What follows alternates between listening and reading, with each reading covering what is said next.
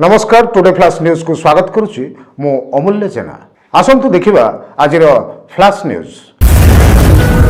Today flash news Dubai रे मिलित जातिसंघर जलवायु परिवर्तन सम्मेलन रे ओडिशार 4 जण जलवायु कर्मी योगदान।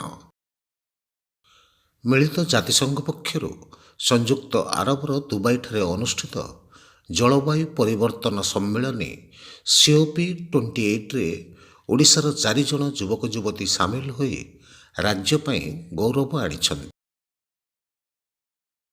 सेमाने हेले क्लाइमेट एक्टिविस्ट अभिषेक मणि, अन्वेषा दत्त, अश्विनी कुमार पैताई एवं पुण्य श्लोक पंडा।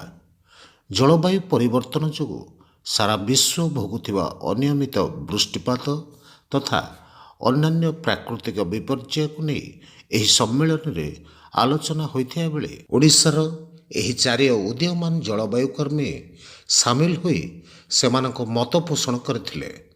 देश तथा प्रदेशर विकास पई जलवायु परिवर्तन बाधक साजिथिया बेले ए दिगरे युवावर्गक कार्य करिबा उपरे सम्मेलन रे मत प्रकाश पाइथिला। टीम टुडे फ्लैश एही कार्यक्रम आपनको केमति लागिला निश्चय जणाइबे। नमस्कार। Today flash news